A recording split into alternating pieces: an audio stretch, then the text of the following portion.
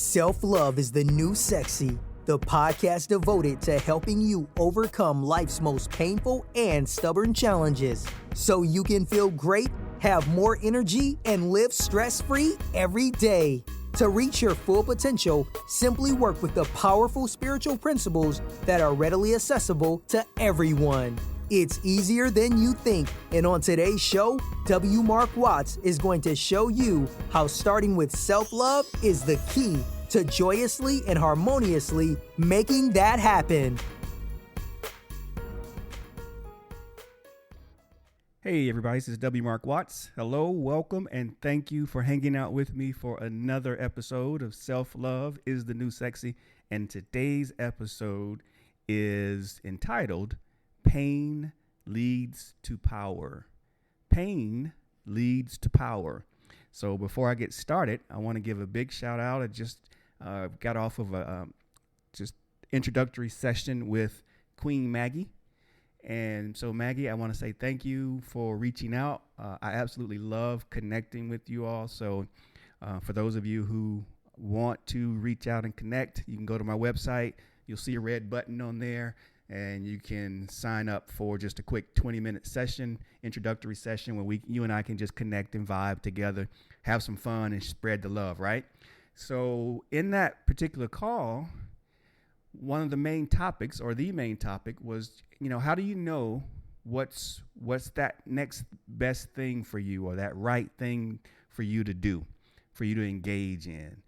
And, so there's a couple, or actually there's a plethora of thoughts that come to mind. But the main thing that I want you all to open up to is when you're looking for the answer to a question, regardless of whether it's about self-love or a job or relationships or kids or whatever, we're always connected to the answers. Everything connected. We're connected to every single thing in this world.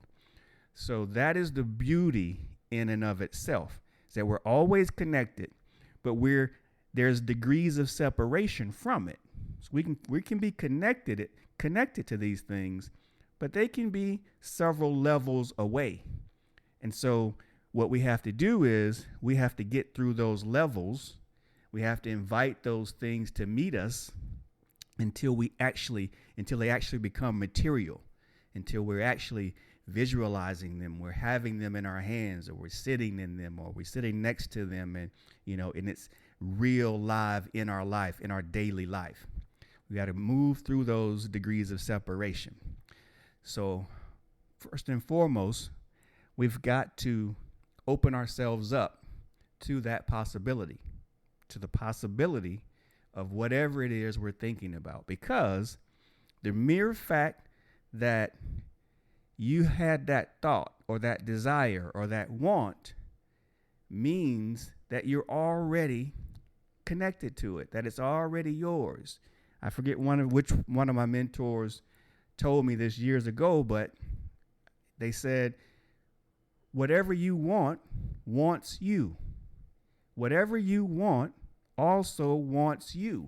And when you open it up and when you say that, when you have those thoughts in your head, that means that thing wants you. That person wants you. Now, it might not be the very person that you have in mind, but the best representation of that person also is looking for you. That job is also looking for you.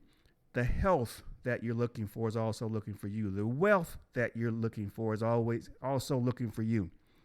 It may be degrees of separation. So how do we get through those degrees of separation? I'm going to give you a couple of exercises that I was given years ago, and I've tried them. I've experienced them. I give them to the clients that I work with. I give them out to you guys to play with and experiment with. They feel good to you. I know they work, but I hope that you will give them a try. So let's get into those real quick. Number one is the power of questions. Tony Robbins said it beautifully, and I'm not going to butcher up what he said, but essentially what he said is the better quality question you ask, the better the results, and the faster you get the results as well.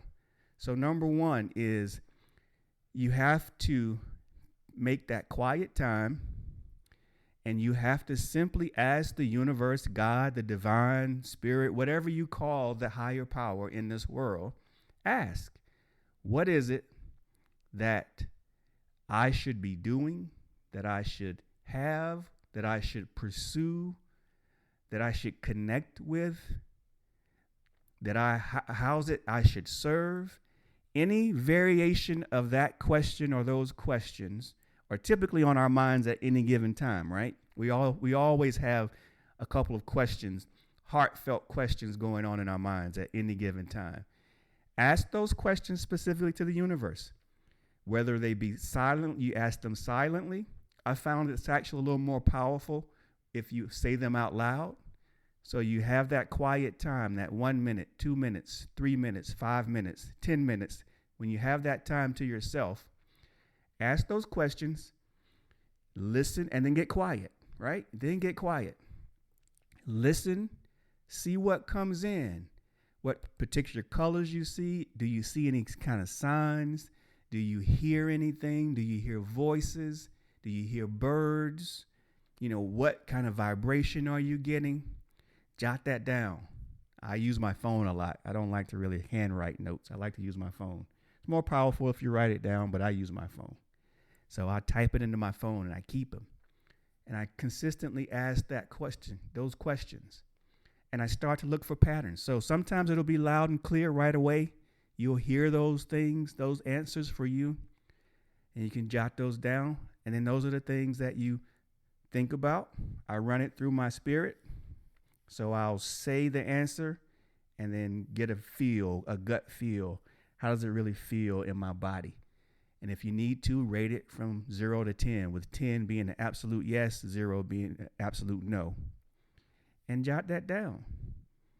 And anything over a 6 or 7, that's a definite avenue to pursue. That's definitely something you're connected with. So give that some serious thought. Then the second thing, and I'm going to get out of here on this one because this one was so powerful for me. Years ago, I was in some tough spots. I had been chewed out when the economy tanked. I was switching professions. I was looking for answers, trying to figure things out. Didn't have any money and wanted a new car. And so that was around the same time that I was led to my first mentor, Mr. Joe Schroeder, the great Joe Schroeder. And one night, during one of our numerous meetings, he offered this exercise to me. And when he first told me, I thought he was absolutely crazy. I'm like, what is Joe talking about? And Joe's a different type of guy. Very successful, very smart, very in tune with himself. A very loving guy, but he didn't take any mess. So he offered this up. He said, okay, if you want a new car, then you've got to think like that car thinks in order to have that car. And I thought, what? Are you serious? A car thinks? And, I was beyond the point of really questioning him because, again, this guy's very successful. He's taken the time to offer me exercises, and he explains things in detail. And so much of the principles that he had been teaching me started over time to make sense. And things had started to work for me. So I thought, okay, the least that I could do is try, right? Because here's the deal. I don't have the car right now. As Dr. Phil says, how are the things that you're doing so far working out for you? So I thought, okay, I don't have anything to lose. I don't have the car right now. The car that I have, I don't really want anymore. I want to make more money so that I can afford the car that I want. So I'll give it a try. So I gave it a try. And I asked the questions, in my quiet downtime. Before I would go to sleep, when I wake up in the morning, I'd say, what does the car that I want, what is that thinking? What is that car thinking? And how do I have to think in order to have the car that I want to have? Now, again, be specific, because the universe likes specificity. So, figure out what color you want, the interior, 2-door coupe or sedan, sunroof, get specific, get that picture in your mind. And then you ask, what is that car thinking? And how do I have to think in order to possess that car? And then just, again, be open to what comes up. Do this over time. Repetition is king and queen and everything. Repetition. Over time, you will get those answers. You will have those thoughts. The universe will connect you with the thoughts. Once you get the thoughts, now then, because sometimes people say, Mark, that doesn't work. Well, did you work the plan? So once you get those ideas and those thoughts, did you take action on those thoughts until you had the end result that you wanted? I'm gonna step on some toes now, because now I just made you responsible for the end result. And that's the challenge, is we don't want to be responsible all the time for achieving the things that we want.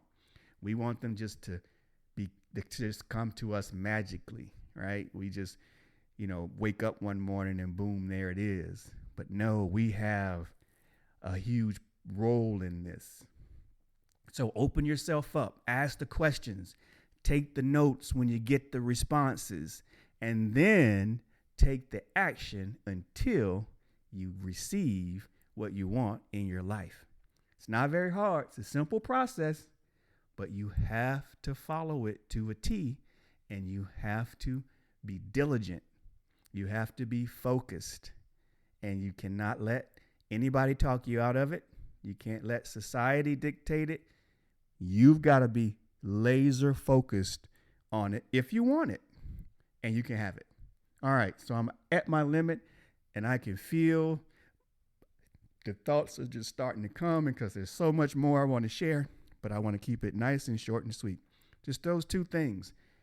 Quiet time, open up and focus and ask the questions. And then ask good quality questions. Take down the notes, the answers, and then take that action toward that thing. Ask a specific question. What does that particular car think and feel like? What is it thinking? And then how do I have to think in order to possess it? All right, I'm going to be gone now. Thank you as always for hanging out with me. Again, big shout out to Queen Maggie. Total pleasure speaking with you tonight. I look forward to speaking with you all and connecting with more of you online. So don't hesitate to reach out to me. I absolutely love your comments, and continue to hang out with me. Got a lot of good stuff coming. I'll talk with you all again very soon. Bye now. You've been listening to Self-Love is the New Sexy with W. Mark Watts. If you enjoyed today's show, be sure to tell a friend. Also, make sure you never miss an episode by subscribing to our show on Apple Podcasts, Stitcher Radio, or wherever you listen to podcasts.